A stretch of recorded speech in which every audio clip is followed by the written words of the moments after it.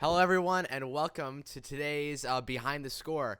So this is a series that I created essentially to break down and analyze film scores so we can better understand how the film scores are written, sort of what's behind it, what's behind the thematic material, and how it all sort of has to go together with the actual film and sort of the relationship between that score and the film. So far we've done it with things like Narnia, Da Vinci Code, Inception, and yeah, so today we're doing it with this score that pretty much started it all for me, called The Imitation Game, which was composed by Alexandre Desplat. The film came out in 2014, but the score is still one of my favorites of all time. So first of all, let's just go ahead and take a deeper look into the score and into everything that is Imitation Game. So Alexandre Desplat is the composer, and Morten Tildum, I believe I'm pronouncing that right. If I'm not, I apologize. It's a very ethnic name, so Morten Tildum, and he's the director. So the score was recorded at Abbey Road in London, in of course Studio A. So you can see here on the left you have Harry Gregson Williams conducting there, and then you also have Desplat. You can see the same interesting blue ladder behind them. So that's where the score is actually recorded. And so yeah, so Alexandre Desplat is known for such scores as The King's Speech, Argo, Harry Potter and the Deathly Hallows Part 1 and 2. He's known for Godzilla, The Monuments Men, Unbroken, The Danish Girl, The Tree of Life, Secret Life of Pets, which was this year, The Golden Compass, etc. Tons of stuff he's known for. So the film Imitation Game is a very interesting film. The film covers the story of a man named Alan Turing, who was mainly responsible for the original creation sort of the computer, but its original functionality was to pretty much break the Nazi Enigma code and pretty much win World War II. And it's estimated that the work that he did actually finished the war 2 years in advance, which actually saved right around 14 million people's lives. So this guy was a true legend, and the film was trying to highlight that and document the tale of Alan Turing. And Alan Turing, of course, is played by Benedict Cumberbatch, as you could see in the left-hand photo. And then he's also the real Alan Turing is on the right, so you can see how the two sort of look pretty similar. But yeah, I mean, Benedict Cumberbatch, it's worthy to note that, he does a unbelievable job playing Alan Turing. And Alan Turing is a very interesting character because he's a very complex character. Not only does he have situations going on with trying to solve the Enigma code and trying to sort of win World War II, using his skills in the area of mathematics and everything, but he's also suffering with his own sort of personal issues that eventually come back and haunt him at the end, and sort of and it's a very complex situation. But as you can see, I definitely recommend, if you guys haven't seen the film, most of you guys who are here live probably have seen the film and probably are interested in seeing a little bit about the score and everything like that. So what I've done is I have, like I usually do on the Behind the Score series, I have created a little suite of music, and it has, a few of the themes, and it has a few of the different pieces from the actual score, and we'll take a look and we'll analyze that, and we will sort of break that down. But yeah, Imitation Game, one of the really interesting things that composers like to do in scores is they like to sort of, portray something in the music that's portrayed very clearly on screen. So for example, Alan Turing's a very complex character who has a lot of complex things going on in his mind, and throughout the whole entire film, it's he's sort of trying to really figure out what was thought to be the impossible, and the music really replicates that. It uses a very interesting it uses that, but it's actually it's so quantized to the point where it sounds like it's a machine, because it's supposed to sort of replicate the whole feeling of what sort of Alan Turing was doing, which is creating this really complex machine, as you can see in the center. So that's what the score is trying to essentially do, is trying to recreate that specific feel. So it has this ostinato part, which of course gets repeated, and that's what the main theme is made out of. And then you of course have different themes, like what's portrayed in the Alan theme, which will also play in the suite as well, but that theme is of course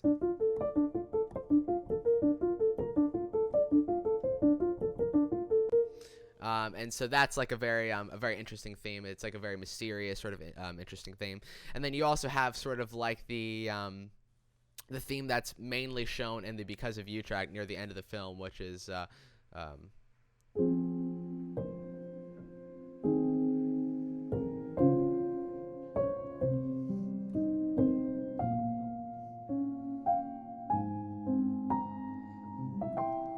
and it's a very, very beautiful theme. So we'll take a look at all those different things. And so what we're going to end up doing is we're going to start out with the main title theme. So we're going to play through that whole entire thing, which I've recreated. Then we're going to go into the Alan piece, which is the other theme that's played mainly on the Celeste with the main instrumentation. And then we'll finish off, we'll do Because of You, which is the track near the end of the film before the sort of ending scene happens. And then we also have Alan Turing's Legacy, which is the final rendition of the main Imitation Game theme, which will sort of wrap everything together. And the Because of You track really sort of leads into the Alan Turing theme, and it sort of really, really melds into that. So let's go ahead and play through this whole entire thing. And I hope you guys enjoy. Thank you guys so much for coming. Hello to everyone who's watching on YouTube after this, and I hope you guys enjoy this. Here we go.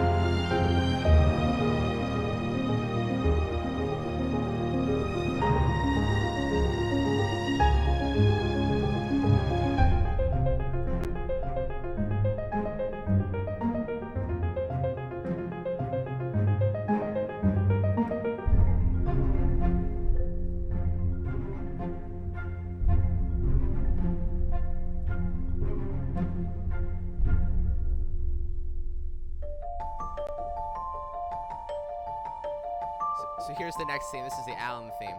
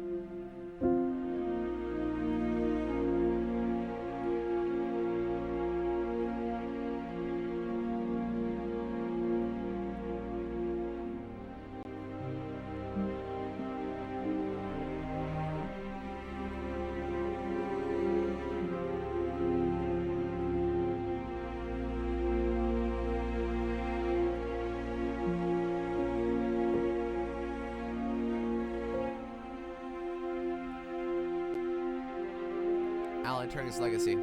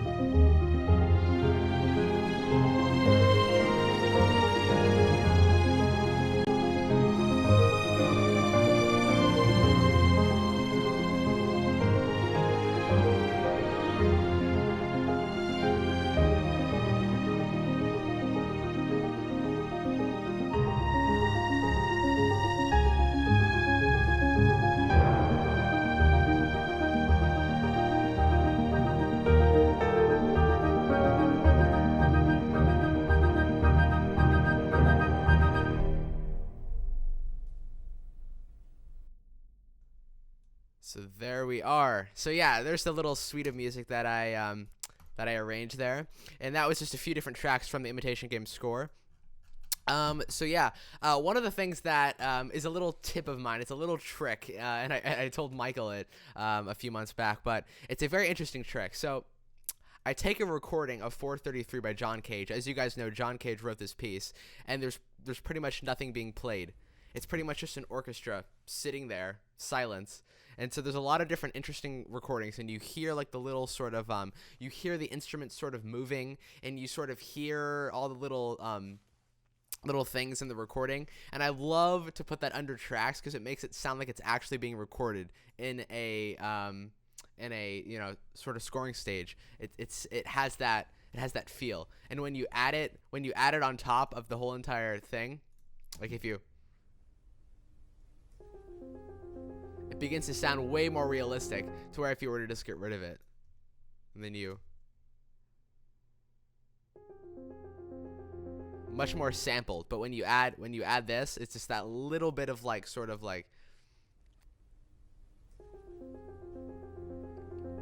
and when you just add that on the bottom of a track,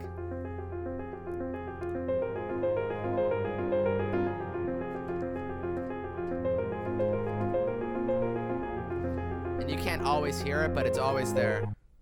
It's always there. It's just sort of that underlying bed and everything. And I always add that after the fact, so I get the sampling right, and then I add that just for the extra effect to make it sound well, essentially better, because it makes everything sound like more unified, and like it sounds like it's in an actual recording stage. Because like I said, this place was recorded in a beautiful place. It was recorded in Abbey Road, and Abbey Road is a astonishing place. So I wanted to add the sound of it, and I wanted to add that whole entire feel. So that's always a really, really good idea. To somebody just asked to message me and asked to send the 433. Okay, so pretty much. So we'll just go ahead and talk through this track and just sort of talk about how the track is designed, and we'll talk about the score as well while we're talking through that.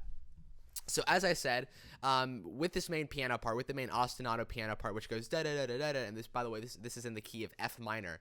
So with this ostinato part, we're trying to pretty much replicate one of the main attributes of the actual film. So, you know, like I said, Alan Turing is a very odd, peculiar, yet interesting, always thinking, always trying to look for solutions. He's a mathematician, so he's quite brilliant, and we're trying to replicate that using music. So Alexandre Desplat, of course, he thinks, okay, well, I'll try to make it as machine-like and as sort of logical feeling as possible, because that's what math is. It's very logical. Everything, there's no sort of like everything's very quantized if we use it in musical terms. So that's where Alexandre Desplat's sort of brain was in the writing process of this score, right? So we're trying to create like a very sort of logical type thing. And so he goes, okay, well, we'll just have we'll have this ostinato part, but we'll have it playing so strictly on the bar that it's going to sound so machine-like. And so it is, it's a beautiful, beautiful little line, and it's...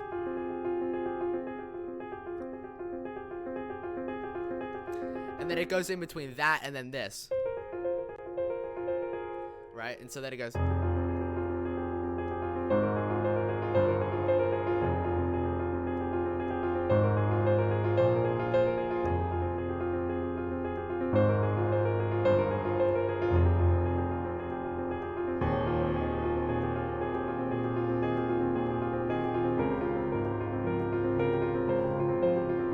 Then it's C major, the dominant. Then we have our main theme.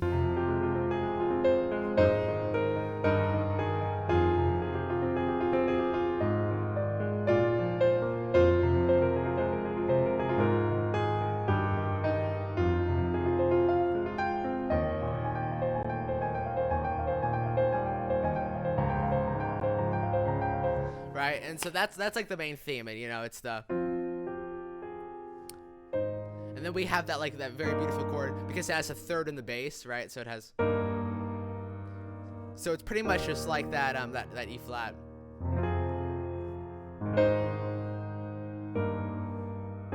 And it sounds very beautiful, especially when it's orchestrated. So like I said, I pretty much made the articulation on this piano part pretty much like staccato because I wanted it to be very... So, yeah, so if I were to take the pedal off because I had my foot on the pedal, it's like it's very staccato like. It's not as staccato as if I were to do something like this, but at the same time it's not incredibly sustaining. It's like if I were to do some, it's not like, you know, but it's very on the bar. So yeah. And then we also, one of the main instrumentation choices that Alexandre Desplat chose on this score is the Celeste. He likes to use the Celeste. He's used it on a lot of different scores. Used it a lot on the Danish Girl. The Danish Girl is also a beautiful score, which I might eventually do in the future and behind the score. But it's a very beautiful score. He loves the choice of Celeste because it has like a very,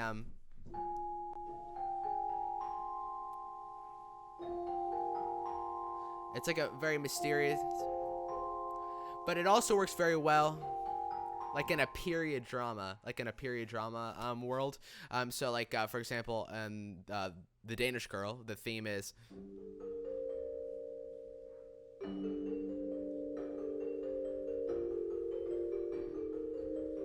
But yeah, for this one, he just mainly uses it as sort of a, you know, for example, if I just play the keyboard instruments here.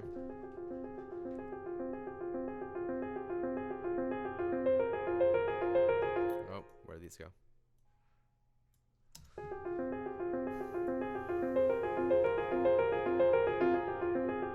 You sort of have like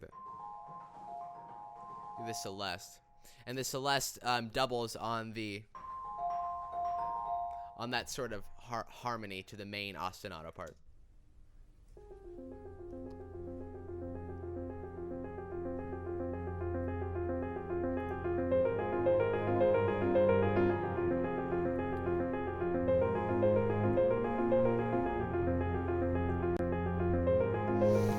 Another thing about Alexandre Desplat in specific, and since we're talking about the Imitation Game score and we're sort of analyzing the score, one of the things to note about Alexandre Desplat is that he's sort of a virtuoso flute player. So he was a classical flautist before he ever became a composer. So he loves using flutes in his scores. He uses everything from piccolos to flutes, alto flutes, bass flutes.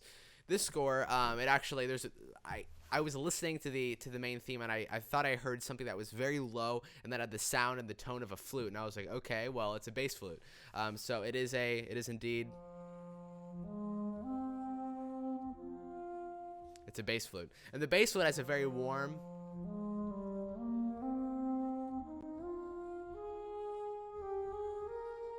and works very well when doubled with like a very sort of calm, smooth horn.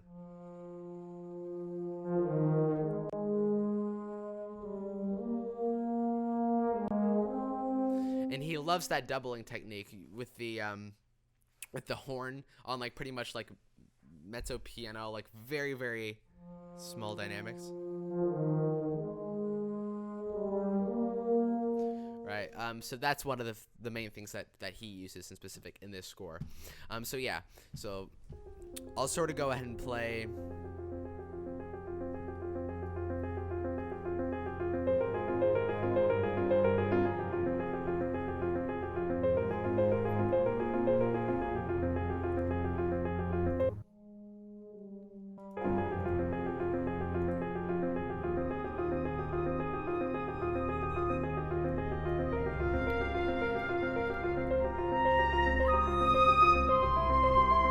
So we have this main flute phrase that pretty much comes in right there, and I'll go ahead and solo that out.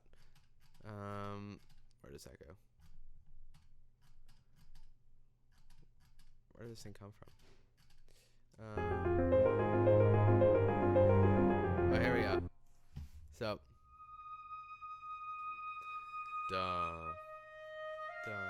yeah, and then lands right on the third of that dominant chord and leads right back into that F minor when the main theme actually comes in. So we'll listen to that again. It's like a little flute solo there. And it's very important that this part is like a solo flute. So I use like a solo flute versus using like a flute ensemble because it has that, I wanted that very intimate flute tone.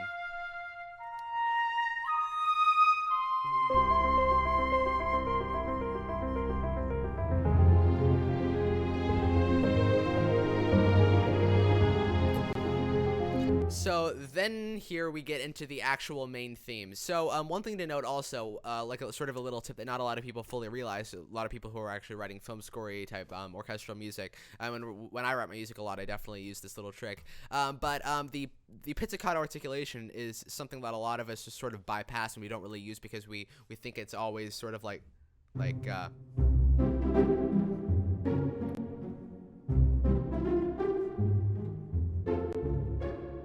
but that's not true. It actually, the bass is like very resonating, so it has an awesome low range. It can just sort of like bite through an orchestra, and it adds that sort of low range, and it's beautiful. So when you add that to the full, and you can hear what that sounds like.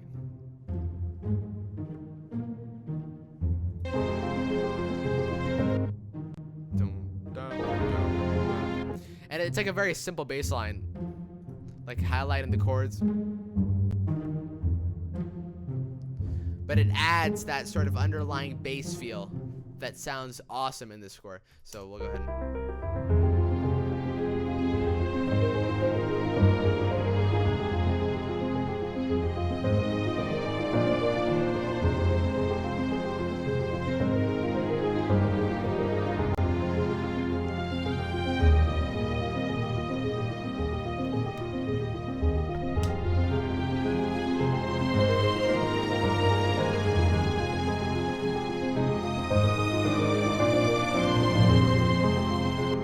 so it's a very wide open, beautiful theme, and we have this main theme that's played on the high violins, and I'll go ahead and I'll just unsolo this. So we have the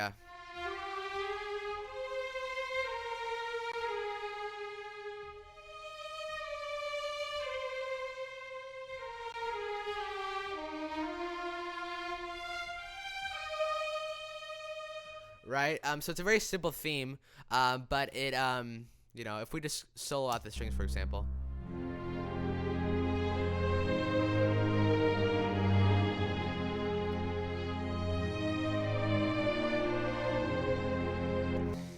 And so yeah, another thing to note about this specific score is a lot of people think that when it goes, crap,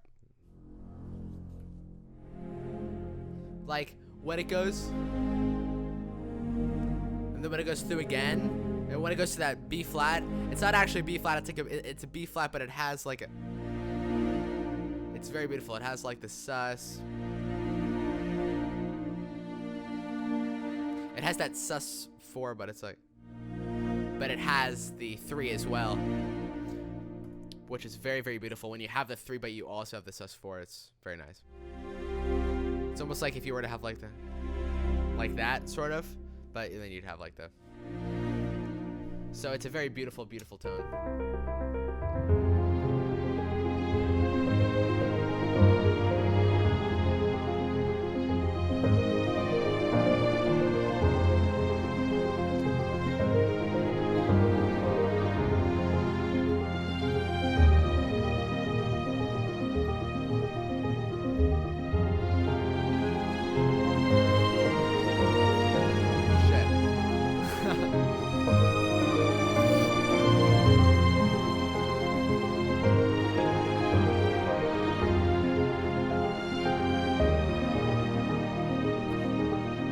While we're at it, we'll sort of talk about samples as well. The samples that I'm using on this specific piece to recreate this this theme.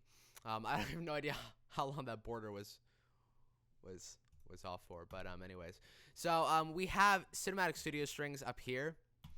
So pretty much everything here to here is all cinematic studio strings, and then from here to here we have cinematic strings. And then our low basses are pretty much, it's a collaboration. It's mostly Albion 3 Iceni, and it has that very nice low feel to it. It has the very cinematic tone. Yeah. And then one of our main legatos that we're using actually is from Metropolis Arc 2, which I just recently got, but it has some of the nicest legatos. And if you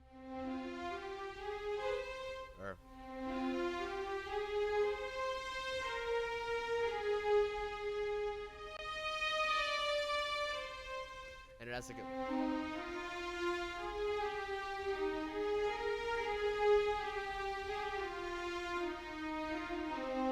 it's a very lush feel. It's definitely beautiful, and that's one of the things that I love about this specific library is that it sounds, you can hear the sounds of the stringed instrument. You can sort of hear that background noise, which a lot of samples have to totally get rid of that. But I love when they actually keep that, because it keeps the sound that I'm actually trying to achieve down here, like the thing that I'm trying to add via adding the John Cage 433. But we have this main theme, like I said, and then we have our piano ostinato part going on under that as well. And if I go ahead and sold that out. Where's that? Okay. So this is under the main theme. We have our main chords blocked out.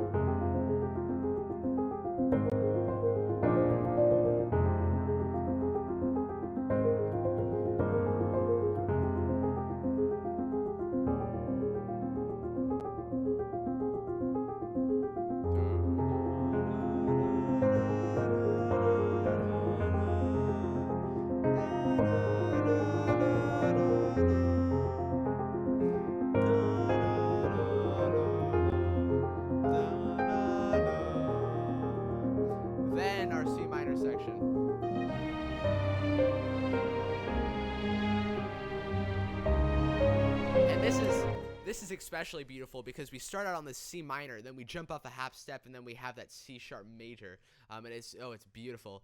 If I just go ahead, so the main melody is.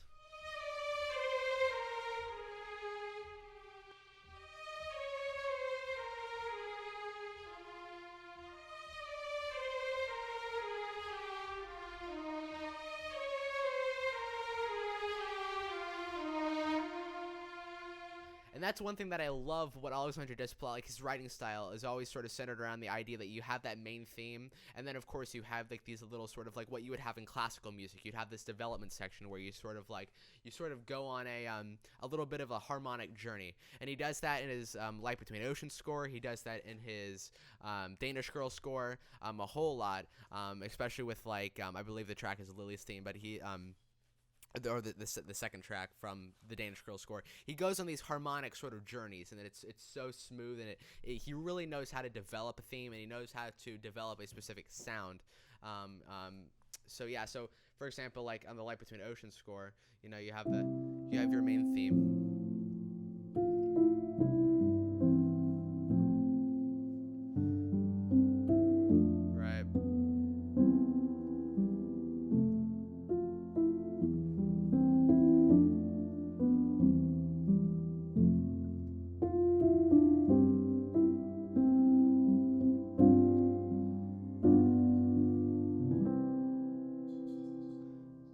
then he sort of goes on this little journey.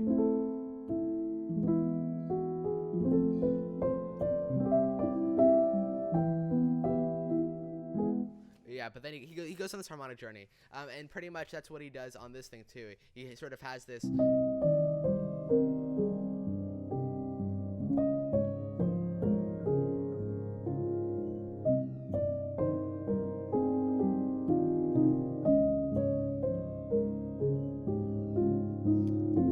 then we're right back to our tonic. And then we have this.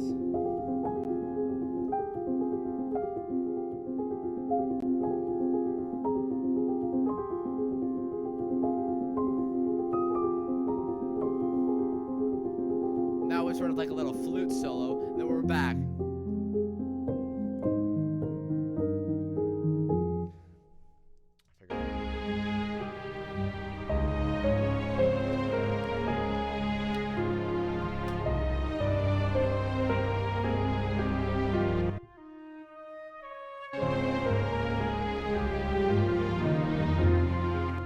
And the flutes with the high strings is a excuse me, is an excellent instrument choice. Like sort of like if you would have like the bassoons with the cellos having that same register, different instrument family. So you'd have like the flutes with the high strings, because of course the flutes are interesting because of course in their lower range they're not as loud, but they're they're beautiful. But in their high range they're very piercing and loud, but also can definitely be very beautiful.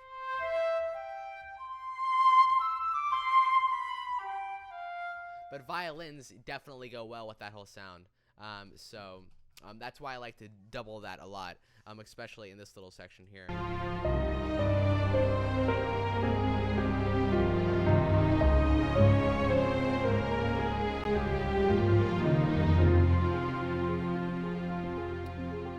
And as composers, Alexandre Desplat would tell you the exact same thing. We're sort of like chefs in a sense, because it's sort of like we take little spices and we take little ingredients and we put it all together to create one final sort of product, right? So if you're baking a cake and you want to add the specific flavor, or you want to create the specific in our case a specific sound, you sort of add little ingredients and you add little things that sort of go together to make that final product. And in this case, pretty much what we're doing is we're adding instrumentation, we're adding all that different types of stuff, and we're adding, for example, Alexandre Desplat added that little beautiful flute solo at the beginning, flute solo here, to sort of add in and really create a very unified, sophisticated piece of music. And this theme is very sophisticated because it sort of has the chorus section, right?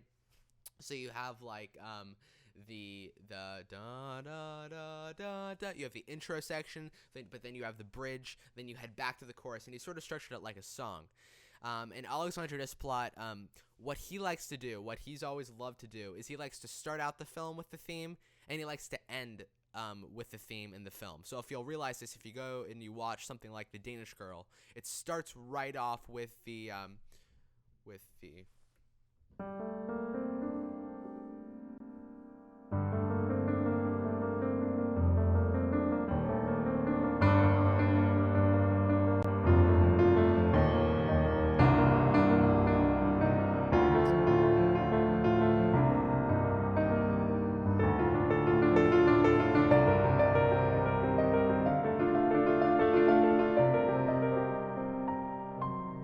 He starts out with that theme and he ends with the theme. Imitation Game, he starts out with the theme, he ends with Alan Turing's Legacy all the way at the end of the film.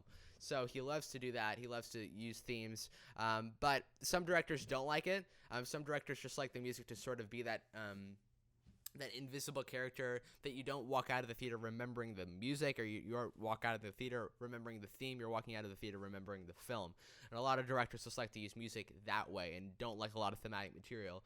Which is also why in the modern music world nowadays, themes have been less of a goal of directors. They've been less. They haven't been as motivated to want to motivate their composer to write a lot of thematic material. But us composers, we like to write thematic material, of course, because it helps us to identify with specific things that are on screen. It helps us to sort of write in musical language and sort of explain characters, situations, settings in of course instrumentation, or even with stuff like harmony and everything like that. You can use different harmonic techniques, instrumentation techniques to of course explain your character, and that's why thematic material is so important. Alexandre Desplat is so incredibly smart when it comes to dealing with thematic material. It is an excellent writer in terms of writing themes. But we have a question. He says, are the winds from Cinewinds? No. I have Cinewinds Pro, but I don't use it a whole lot, only when I need like the Eulanian pipes or something. But the winds are from Berlin. So I think it's like Berlin solo. Yeah, there's not a whole lot of like full ensemble winds. They're pretty much all solo. Yeah, it helps me. I like to sort of build my sections from that and everything. It tends to sound so much better because I love how the Berlin woodwinds are sampled. They're so beautiful. You could hear that true legato.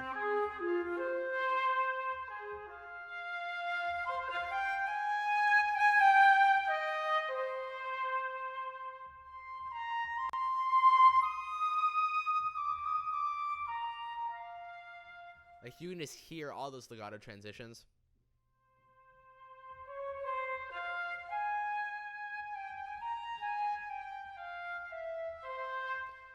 And it's definitely very, very nice. So yeah. Let me check. Okay, yeah. And then also with the horn, I chose this horn from Albion 2 because it doesn't really get really heavy into that higher dynamic range. So we, even at the highest dynamic level, it sounds like a horn, but at the same time, it has the sound of a horn at its sort of lowest dynamic level, and it's a very beautiful sound, and it works especially well with like cellos, for example. Like if we were to double that, like a cello, for example, if I were to take that and do something like.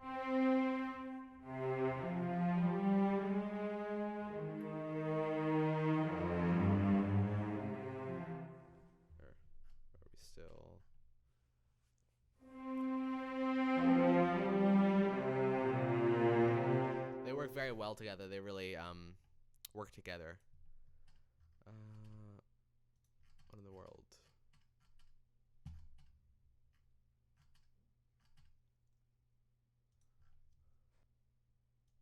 Oh crap!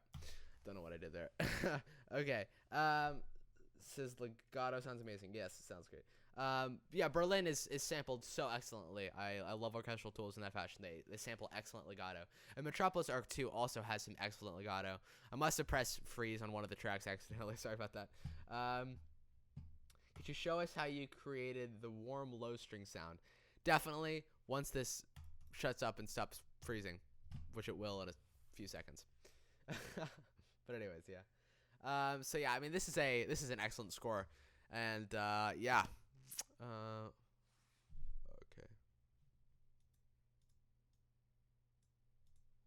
Let's see. Should be over in a second. Hurry up! Hurry up! The piano is Alicia's Keys, one of the pianos, but also two of the pianos are the felt piano from Spitfire.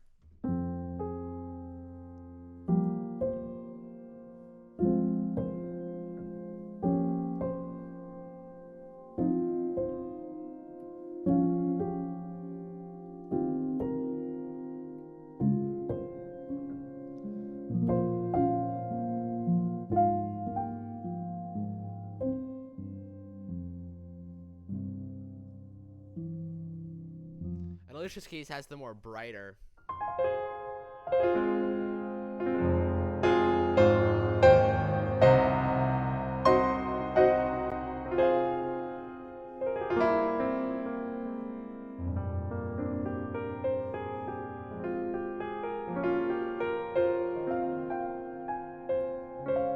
It has the much brighter sound.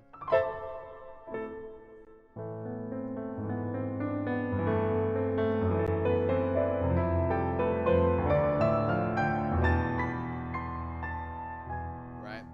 But the felt has like the very warm, like the. And in this case, I like to use the felt for during the main main section. I like to use it as the ostinato. And I go between sustain and not sustain. So this is sustain. This is not. This is like staccato. Sustain. Staccato.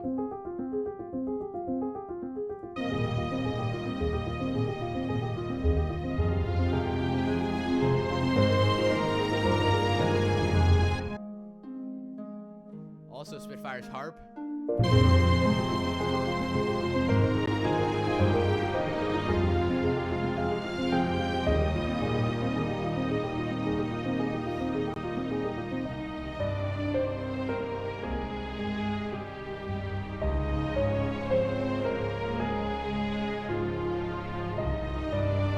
So you can see how spread out our string section is. We're pretty much all playing true legato patches.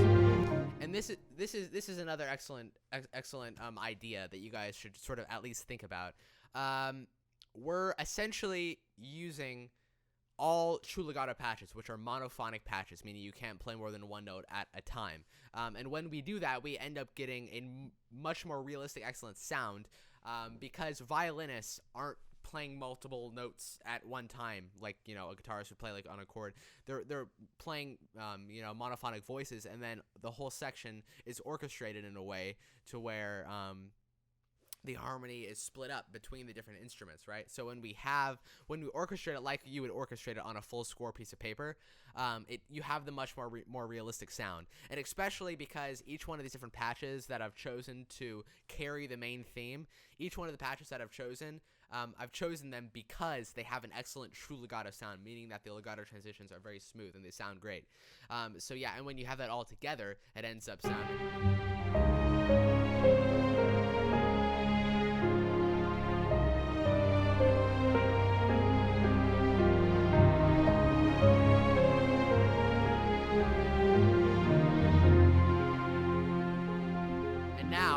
Now we have one of my favorite parts, the flute solo, which is very beautiful. You have two flutes that are just sort of communicating and sort of harmonizing together.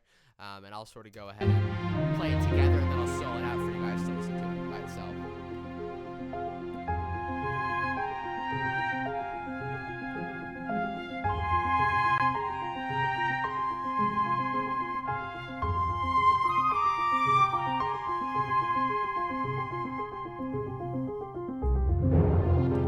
So if I go ahead and solo that out, we have.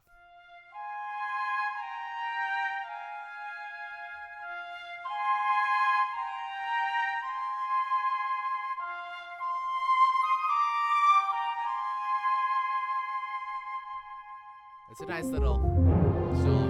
Then we're back into the main theme. Wait, one more time, and then another time. More orchestration, high strings. As you guys will be able to tell.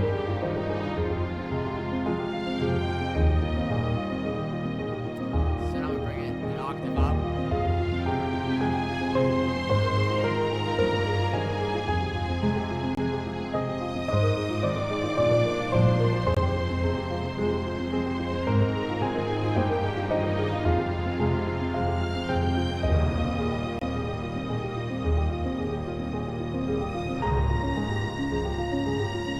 Then we have this very staccato piano.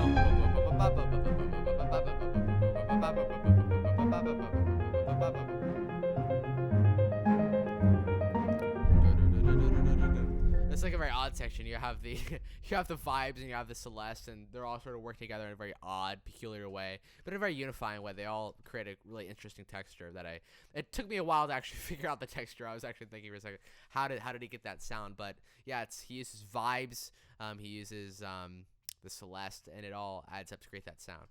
But yeah,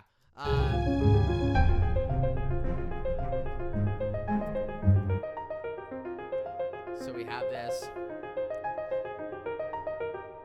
Notice Celeste is playing. Dun, dun, dun, dun, dun, dun. And then our pizzicato bass is sort of carrying it all together.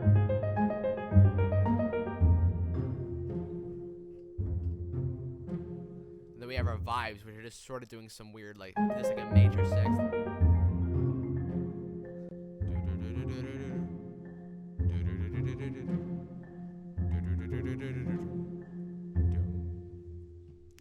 course, we have our strings. And I chose Spitfire Mural because it has a very sort of small, intimate sound rather than something like Cinematic Strings or Albion or Majestica. This has like a very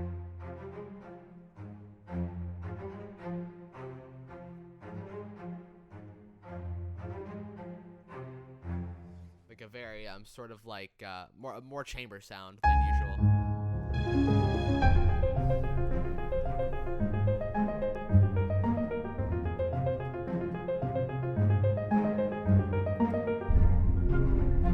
Then we have some sort of subs, which are from Albion 5, and that's sort of like creating like an interesting little texture. Sort of adding that warm feel.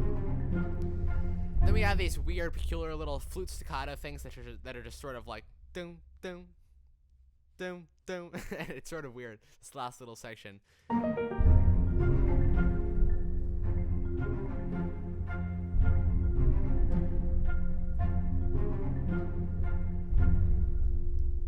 And then we are on to our next theme. So that is Alan. That is the Imitation Game main theme.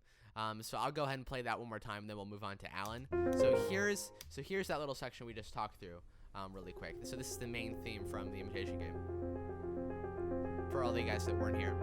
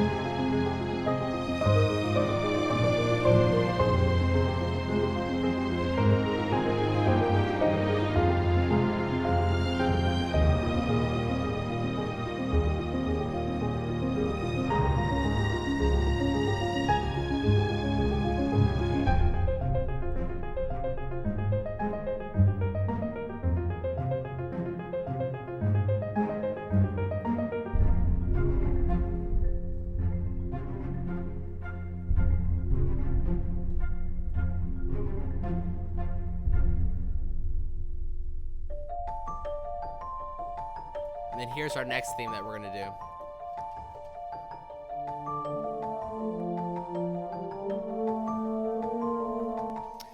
Alrighty, so this next theme starts out with a Celeste.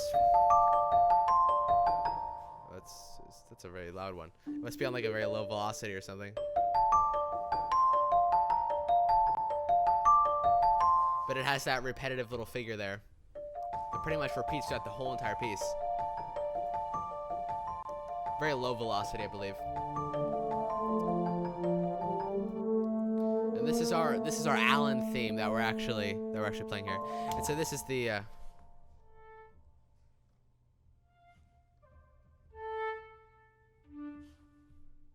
dun, dun, dun.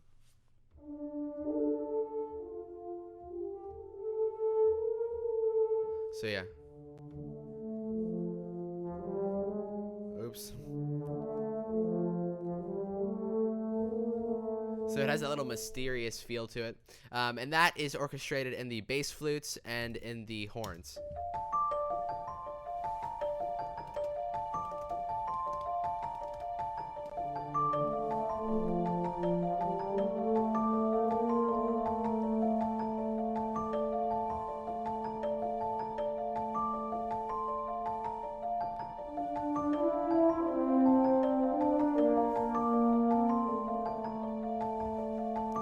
Pizzicato.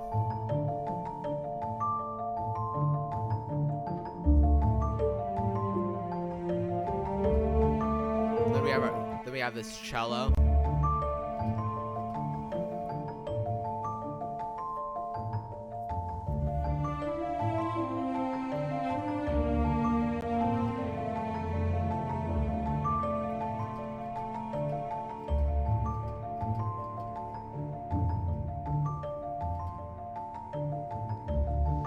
B flat.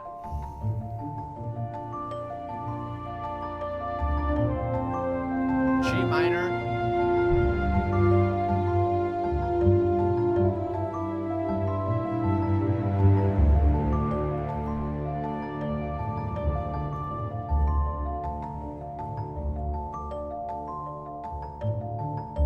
So like I said, our bass is just sort of doing this weird, like, throughout this whole thing, like a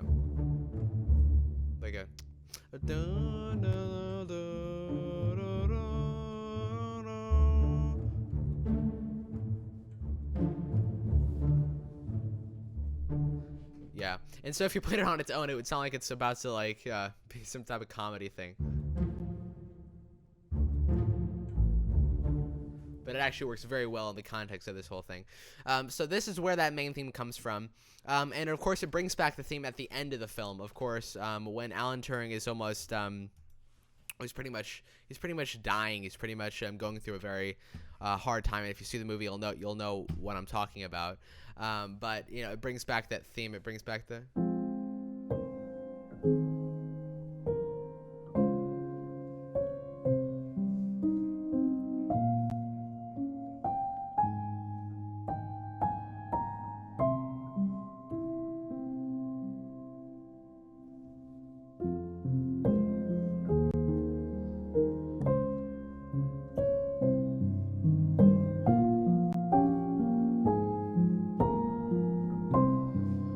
Brings back that theme in the Because of You track.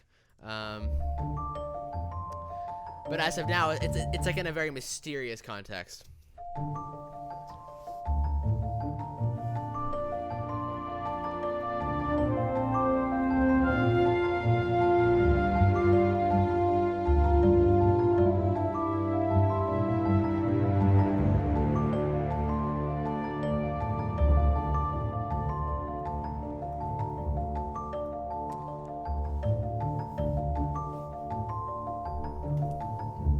Because of You.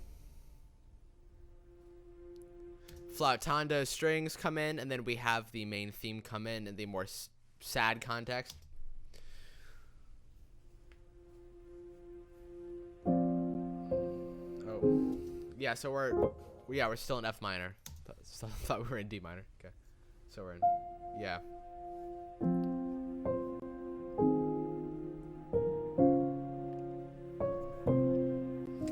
It's just sort of like a pedal note.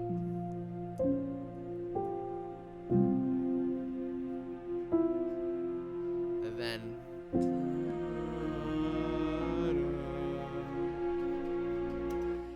we're doing these very interesting harmonic things. So we did that sus4, and then C minor, and then we did the.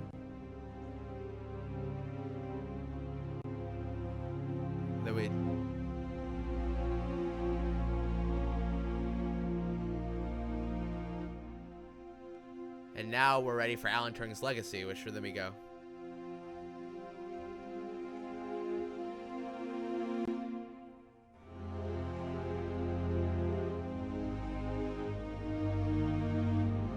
And now we're at the beginning.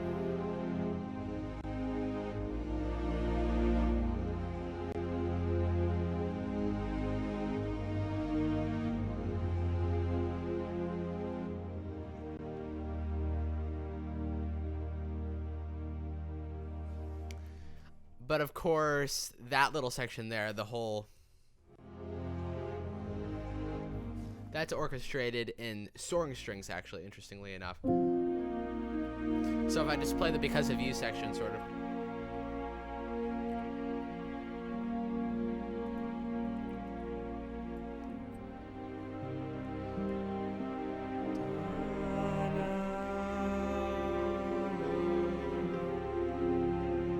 We have that minor second, or that major second. And back to the tonic. Then we have the cello come in. The cello imitates the violas. Da, da, da, da, and bam. This is all soaring strings. Each one of the different patches is a solo voice. So there's no polyphonic playing.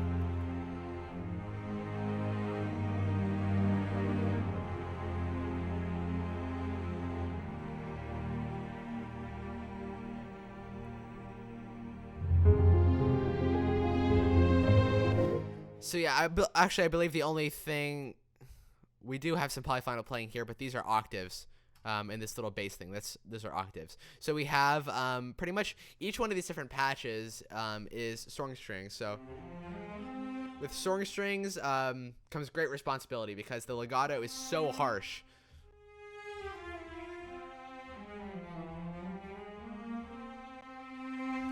That you can't really be noodly with it, like sort of like you would be with perhaps a more chill string patch where you could play, but this one is much more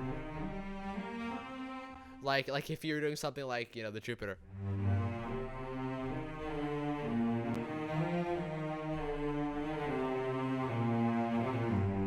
You know.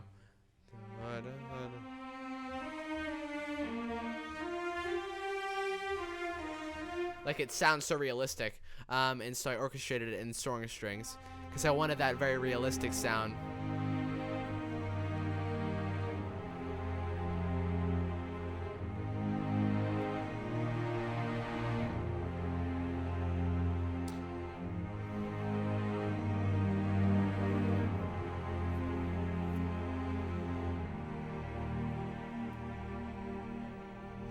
And Michael Frankenberger asks, how do you make the retardandos and the accelerandos so good? In this piece, there isn't tons of accelerandos and retardandos but you know, you of course could automate the tempo. So if you wanted to, you could do something like that, and you'd write it normally first, and then of course you would pretty much automate it like that, and then the tempo would automate with it. Like that would sound weird in a case like this. Oh crap! I shouldn't have done that. Oh crap. Now it's gonna freeze the whole damn thing. Damn me. Okay. Frick. Okay. let's get some questions in here, because this might take a while. Crap. Okay. Shit. Wonder if there are any string libraries out there that handles multiple stop playing. Not totally sure what that is there. But yeah.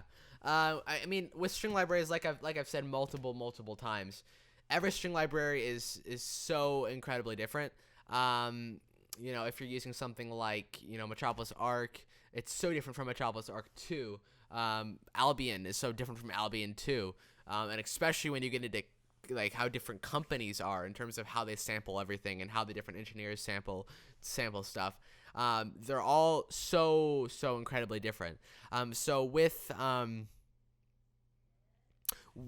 sampling and with orchestral sampling in specific, you just sort of have to it's having endless accessibility to be able to get that specific sound that you want, and that of course is having those libraries. So being able to decide, okay, I need this specific sound because I'm doing this specific thing in this specific context with these other instruments, so I'll use this library versus using this library. It's just sort of like it eventually becomes a common sense thing once you get to know your libraries very, very well. So yeah, it's a very, very sort of helpful thing. But yeah.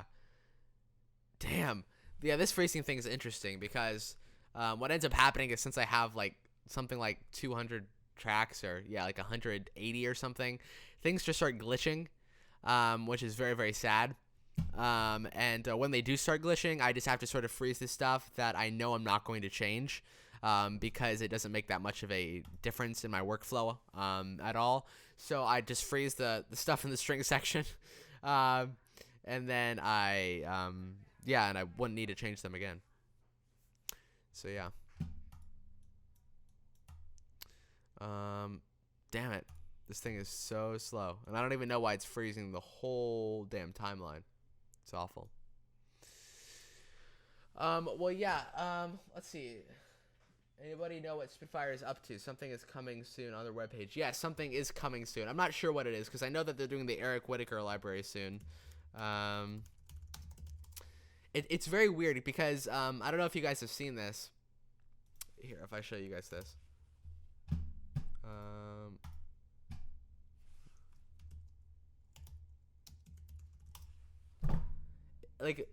Oliver Arnold's or whatever. His logo is very, very similar to the teaser thing that they did. Like, this thing is super similar to this. If you guys have seen this. You guys see that? So they might be doing some other Oliver Arnold's thing, maybe.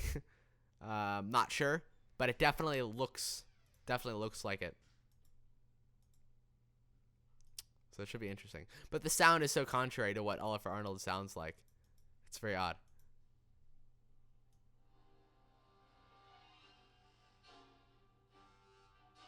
Yeah, it's very Bernard Herrmann-y. It's very like so it might be like that. Not totally sure, but yeah, it does look quite similar, as you can see. Eric Whitacre. Yeah, Eric Whitacre's library will be amazing because I'm a gigantic Eric Whitacre fan. So that'll be amazing to be able to have that. And I've always wanted Spitfire to produce a choral library. I love their way of sampling. And so I'd love to see what they end up doing with choral sampling, because it's a very hard thing to do. Choral sampling is one of the hardest. But I have a lot of confidence in the bros at Spitfire Audio. They are done with their BML relaunch. Got everything but the brass. Nice. Yeah, that is awesome. I do really want. I have Mira Volume 1, but I don't have like this symphonic strings, which is all of them, or the chamber strings, or symphonic brass, symphonic winds. I don't actually have those because I'm not in need of them right now, because I've bought so many individual libraries that I don't need those big collections as of now, at least. But if eventually I do, they're definitely amazing libraries. But yeah, so yeah, a bit of an odd thing that happened over here with the tempo. Let me see how weird that sounds.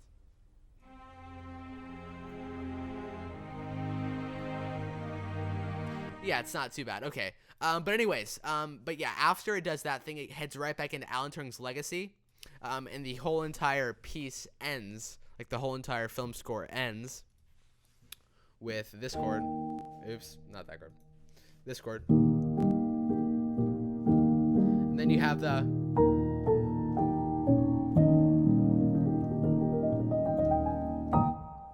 right, so you have like the ba ba ba ba ba. It's like a very mysterious, beautiful feel. I cannot pronounce shit. But yeah.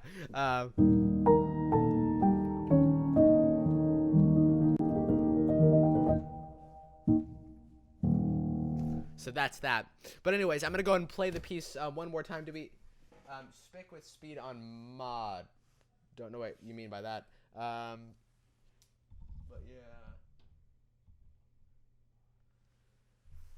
yeah. But anyways, yeah. So here is the Imitation Game suite again. And this will be on YouTube very, very soon as well. But I just want to thank everyone who has joined me on Twitch, also who's joined me on YouTube. We're almost there at 1,000 subscribers on YouTube. So we've been doing this for a few months, and luckily, you know, we've begun to build and everything, which is really, really awesome. Good to see you guys are enjoying it. I have a video up actually right now called my top 10 favorite scores of 2016, where you guys will be able to see all my favorite scores of 2016. Also the instrument series, which we have a new one coming out every single Wednesday, which is crazy. So we had the whole entire string section. I did each one of those. So we had the violins, the violas, the cellos, the basses, those 4 different videos. One every Wednesday, and now we're going into the woodwinds. So we'll start out with the flute. We'll do the flute, oboe, clarinet, bassoon, etc. So lots of stuff going on. Really, really, really fun. Also, we are all headed to NAMM on the 18th, 19th. Shit. I think it's the 18th, right? So we'll be going to NAMM. That'll be lots of fun. We'll be able to chill with the guys at Spitfire, and if the whole entire announcement has not already been made, I will continue to ask them over and over and over and over again, what is this thing? What is this thing? What is this thing? Until they eventually answer, oh, it's this, oh, it's that. So yeah, I'm going to continue to ask them, but it should be most definitely interesting. But I'm really looking forward to NAMM. I'm looking forward to meeting people. Getting networking a lot out there is really, really, really fun. I love the whole environment of LA. It's daunting. It's always up in your face, but it's very, very cool. And I love the pressure out there. It's really, really cool. So LA will be lots of fun. In specific, NAMM will be fun because I'll get to see all these different companies and I'll get to meet these guys. Lots of fun. So yeah, somebody asked, how is the Moog? The Moog is awesome. We have the Moog right here. We have 3 of them. We have 3 Mother 32s, and they are amazing. They are beautiful, and they are excellent. I actually used it in a recent score and called here it is. Yeah, so this is a recent score that I composed. There's lots of audio imperious stuff, but there's also lots of synth sounds that I made.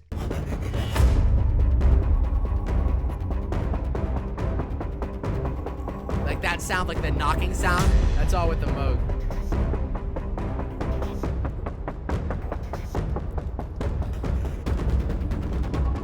Got that whole Hans Zimmer percussion feel. Boom, boom, boom, boom, boom. And then you just go all out crazy. It's like, okay, rock and roll.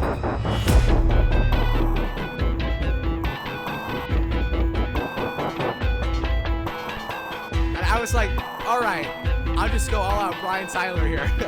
So that's gonna happen. Key change. More move.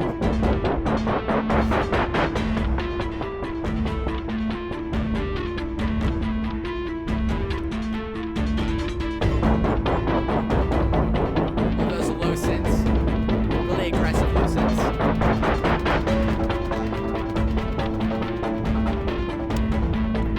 We have some more intimate stuff.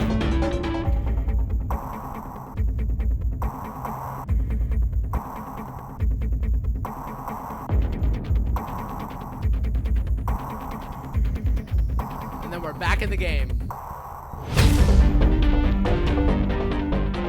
And then I'm just like, okay, all out Brian Tyler, Fast and Furious, let's go. That's crazy. Ready? Go, Phil.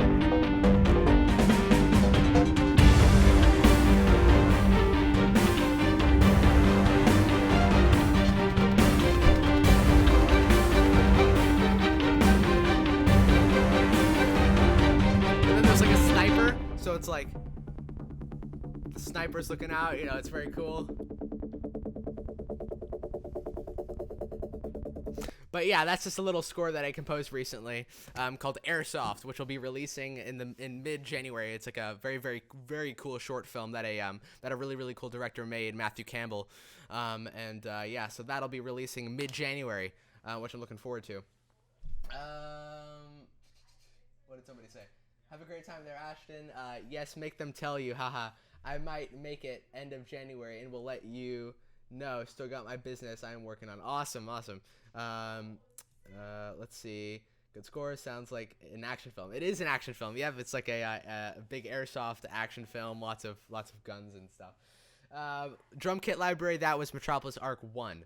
So yeah, but anyways, yeah, a lot of the hybrid stuff was from the Moogs. The Moogs are great with that type of stuff. I mean, the oscillators just sound beautiful. They're amazing. But anyways, thank you all so much for joining me today. You guys are all the best.